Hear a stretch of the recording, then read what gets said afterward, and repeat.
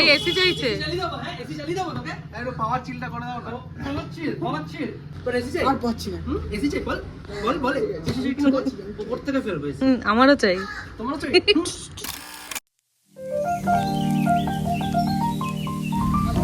Good morning. সকাল সকাল বেরিয়ে গেছি কাজে। আজকে আছে শুট। অপেক্ষা করছি একজনের জন্য। আমাদের বেরোনোর কথা ছিল 6টায়, তো আমরা লেটে রান করছি। এখন বাজে 6:45। এই একটু চা খাওয়ার আশায় দাঁড়িয়ে আছি, কিন্তু দোকান বন্ধ। বন্ধ মানে এখন অবধি খোলেনি। আরও 15 মিনিট মতো টাইম নেবে বলছে। তো অপেক্ষা যখন করি, চাটা খেয়েই যাব। সকালবেলা চা না খেলে ঠিক মনটা কাজে বসে না। যারা চা প্রেমী তারা বুঝবে।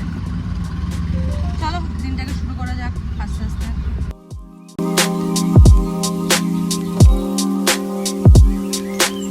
আমার জীবনের অনেক কিছু ছেড়ে দেওয়ার পর তারপরে আমি এই ক্রিয়েটিভ ফিল্ডটাতে এসেছিলাম। আর কোনো একটা কারণের জন্য পড়াশোনাবশতই, যেহেতু আমার গ্রুমিং জিনিসটা, সাজাগোজা জিনিসটা খুব ভালো লাগতো ছোটবেলা থেকেই, সেই কারণের জন্যই আমি পরবর্তী সময়ে এই প্রফেশনটাকে চুজ করি।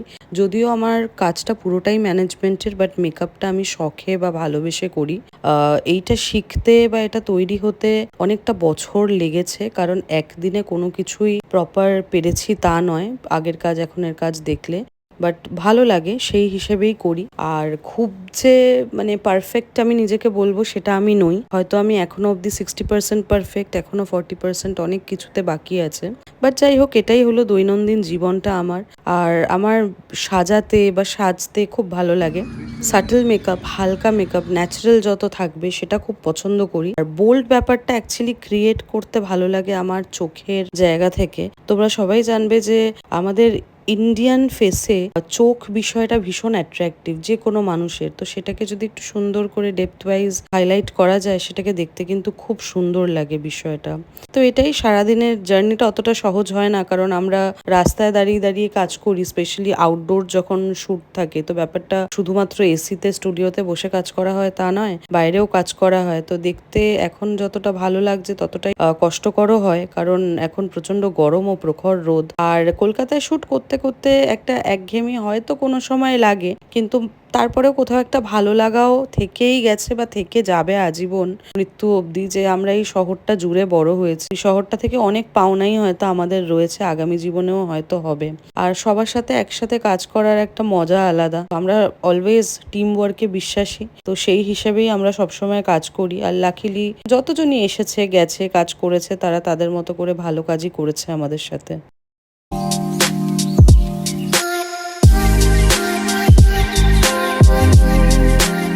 তবে বাস্তবে আমাদের কাজের ক্ষেত্রে যারা এই ক্রিয়েটিভ প্রফেশনে আছে তারা হয়তো এগ্রি করবে যে এখানে দুটো জিনিসের বড় অভাব, সেটা হচ্ছে ডিসিপ্লিন আর সম্মান।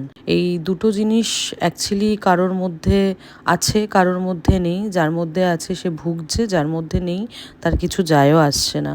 আর এর জন্য হয়তো অন্যের জন্য অন্য মানুষ সাফার করে। তো যাই হোক, এটা নিয়েই চলতে হবে। প্রত্যেকটা জিনিসের একটা উভয় দিক থাকে, ভালো খারাপ সবটা মিশিয়ে। মানুষ হিসেবেও তাই, কাজ হিসেবেও তাই, সবকিছুই তাই। আর তারপরে আমরা কাজ করে দেখো চলে গেছিলাম হচ্ছে লাঞ্চ করতে। এখানে বেসিক্যালি আমরা খুনসুটি করছিলাম, নানান রকম গল্প করছিলাম, কাজ নিয়ে, গল্প নিয়ে। আর প্রচুর কিছু লাঞ্চে অর্ডারও দেওয়া হয়েছিল। আর তোমাদের সাথে একটু পরিচয় করিয়ে দিই যারা যারা কাজ করছে।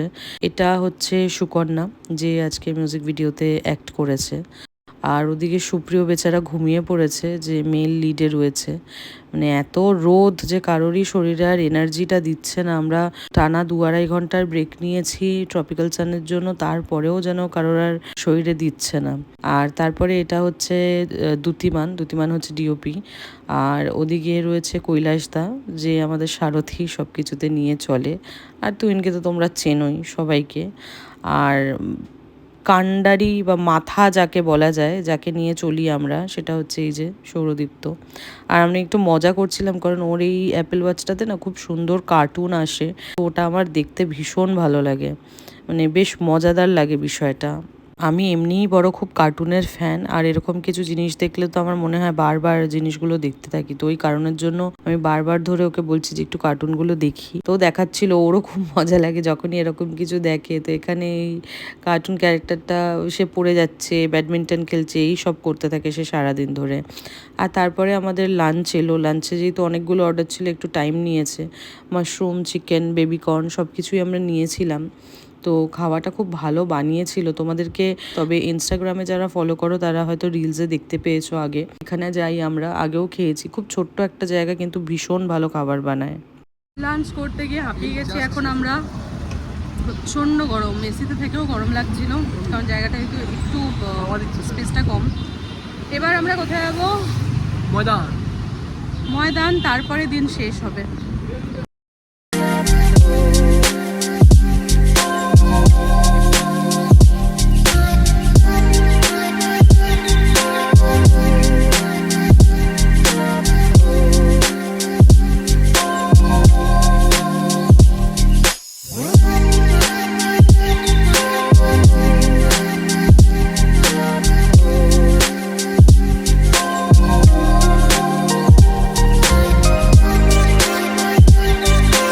কলকাতার ময়দান জায়গাটায় কিন্তু একটা অদ্ভুত ইমোশন আছে।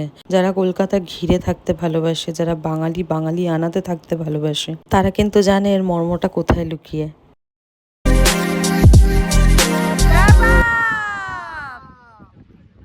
চলো তাহলে দিনটাকে এভাবেই শেষ করলাম। তোমাদের কেমন লাগছে একটু জানিও ব্লগগুলো। আমার তো দৈনিক জীবন তুলে ধরতে ভালোই লাগছে। আবার দেখা হবে তোমাদের পরের একটা ভিডিওতে। কাইন্ডলি সাবস্ক্রাইব করে দিও।